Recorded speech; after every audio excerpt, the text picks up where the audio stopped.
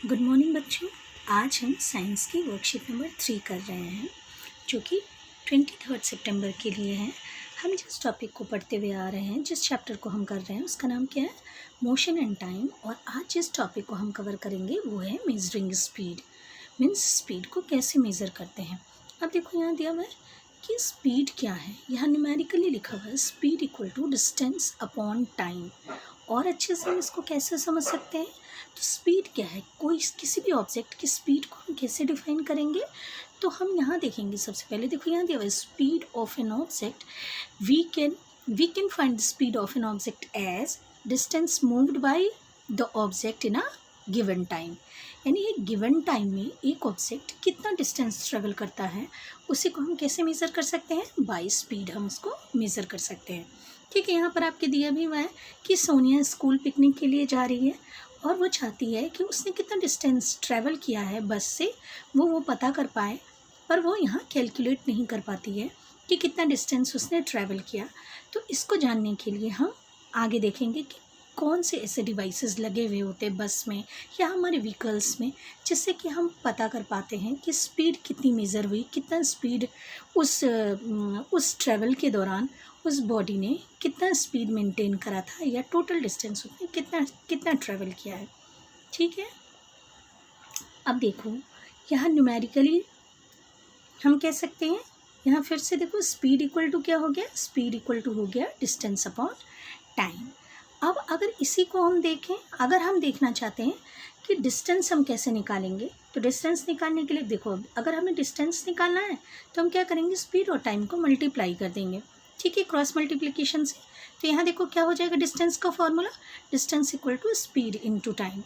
Okay, अब और देखो, अगर और हमें देखना हो, सेम फार्मूला है, सेम फार्मूला को हम बार बार अलग अलग तरीके से लिख रहे हैं।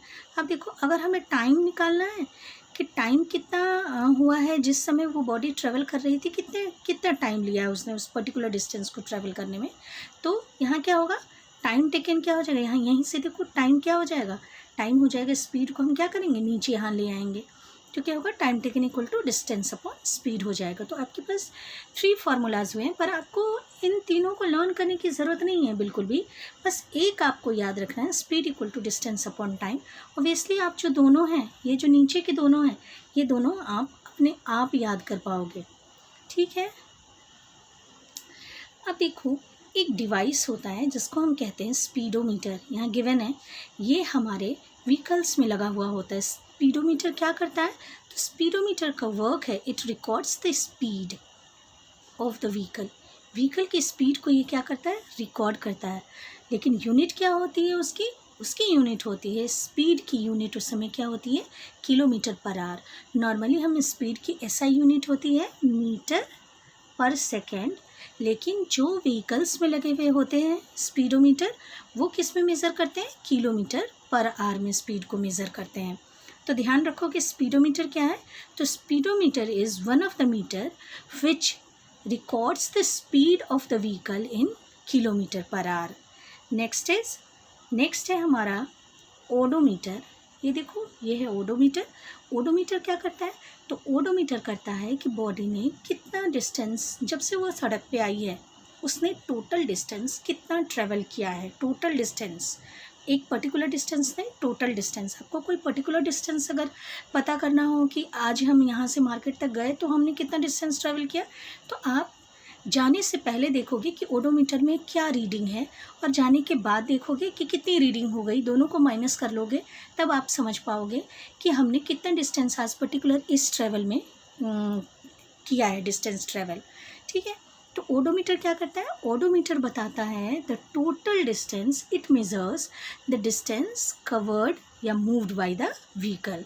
ओके, अब लाओ आओ क्वेश्चंस करते हैं हम।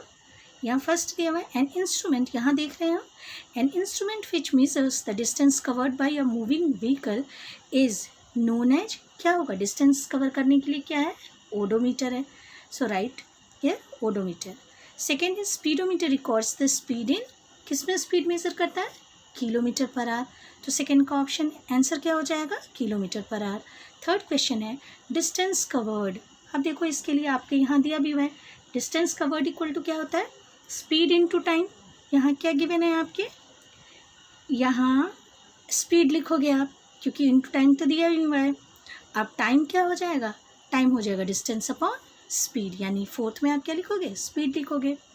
ओके, फिर इस तरीके से आज की वर्कशीट आपकी ख़त्म होती है। ओके बच्चों।